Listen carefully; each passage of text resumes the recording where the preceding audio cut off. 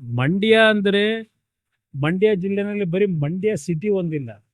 ಮಂಡ್ಯ ಒಂದೇ ಒಂದು ವಿಧಾನಸಭಾ ಕ್ಷೇತ್ರ ಅಲ್ಲ, 7 ವಿಧಾನಸಭಾ ಕ್ಷೇತ್ರಗಳಿವೆ. ಇಲ್ಲಿ ಬೇಕಿರ್ತಕ್ಕಂಥದ್ದು ಮಂಡ್ಯ ಜಿಲ್ಲೆಯ ಜನತೆ ಇರ್ತಕ್ಕಂಥದ್ದು ಒಬ್ಬ ಭಾವನೆ, ಮಂಡ್ಯದಲ್ಲಿ ಒಂದು ಕಾರ್ಖಾನೆ, ಒಂದೋ ಎರಡೋ ಕಾರ್ಖಾನೆ ಬರಬೇಕು ಅಂತ. ಇಲ್ಲಿ ಒಂದೆರಡು ಕಾರ್ಖಾನೆ ಅಲ್ಲ, ಸುಮಾರು ಒಂದು 50-100 ಕಾರ್ಖಾನೆಗಳು ಬರ್ತವೆ. ನಾನು ಅದಕ್ಕೆ ಹೇಳಿದ್ದು 20-25 ಸಾವಿರ ಜನ ಇವತ್ತು ಉದ್ಯೋಗ ದೊರಕುತ್ತೆ ಅಂದರೆ ಅದು ಕೇವಲ ಮಂಡ್ಯದವ್ರಿಗೆ ಅಷ್ಟೇ ಅಲ್ಲ, ಮಂಡ್ಯ ಜಿಲ್ಲೆಗೆ ಹೆಚ್ಚಿನ ರೀತಿಯಲ್ಲಿ ಸಿಗ್ಬೋದು.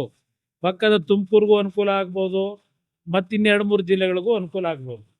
ಆ ನಿಟ್ಟಿನಲ್ಲಿ ನನ್ನ ಕಾರ್ಯಕ್ರಮ ಇಲ್ಲಿ ಜಮೀನಿನ ವ್ಯಾಪ್ತಿ ಮುಖ್ಯ ಅಲ್ಲ, ವಿಸ್ತೀರ್ಣ.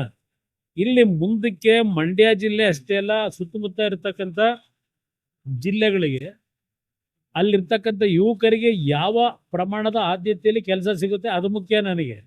ಆ ನಿಟ್ಟಿನಲ್ಲಿ ಈ ಒಂದು ಯೋಜನೆಯನ್ನು ಅಳವಡಿಸ್ತಾ ಇದ್ದೇನೆ. ಇಲ್ಲಿ ಆದ್ಯತೆ ಅಲ್ಲ, ಇವತ್ತು ARAನ ಸಂಸ್ಥೆ ಏನಿದೆ ಆ ಸಂಸ್ಥೆಗೆ ಬೇಕಾಗಿರ್ತಕ್ಕಂಥದ್ದು 100ರಿಂದ 150 ಎಕರೆ. ಪಾಪ ಅವ್ರು ಏನು ಹೇಳ್ತಾ ಇದ್ದಾರೆ, ನಮ್ಮಲ್ಲಿ 100 ಎಕರೆ ಮೇಲೆ ಸಿಗಲ್ಲ ಅಂತ ಹೇಳ್ತಾ ಇದ್ದಾರೆ. ಅದು ಒಂದು ARA ಅಂತಕ್ಕಂಥ ಒಂದು ಸಂಸ್ಥೆ ಟೆಸ್ಟಿಂಗ್ ಸೆಂಟ್ರಿಗೆ ನಮಗೆ ಬೇಕಾಗಿರ್ತಕ್ಕಂಥ ಜಾಗ 100ರಿಂದ 150 ಎಕರೆ. ಆದರೆ ಆ ಟೆಸ್ಟಿಂಗ್ ಸೆಂಟರ್ನ ನಾವು ಪ್ರಾರಂಭ ಮಾಡೋದ್ರಿಂದ ನೂರಾರು ಕಾರ್ಖಾನೆಗಳು ಪ್ರಾರಂಭ ಆಗ್ತಾವಲ್ಲಿ, ಆಗ ಡೆವಲಪ್ಮೆಂಟ್ ಆಗುತ್ತಲ್ಲ. ಪಾಪ ಅವ್ರು ಹೇಳ್ತಾ ಇದ್ದಾರಲ್ಲ, ನಮ್ದೆಲ್ಲ ನೀರಾವರಿ ನಮ್ಮ ಭಾಗದಲ್ಲಿ ಸಿಗಲ್ಲ ಅಂತ. ನಿಜ ಅದು. ನಮ್ಮ ರೈತರು ನೀರಾವರಿ ಜಮೀನ ಹೋಗ್ಬಿಟ್ಟು ನಾನು ಕೈಗಾರಿಕೆ ಪ್ರಾರಂಭ ಮಾಡಲಿಕ್ಕೆ ಅವಕಾಶ ಕೊಡಿ ಅಂತ ಕೇಳೋಕ್ಕಾಗುತ್ತಾ? ರೈತರ ಹೊಟ್ಟೆ ಮೇಲೆ ಹೊಡೆದು ಮಾಡೋದ ನಾವು? ರೈತರನ್ನ ಬೀದಿ ಪಾರು ಮಾಡಿ ನಾವು ಮಾಡೋಕ್ಕಾಗಲ್ಲ.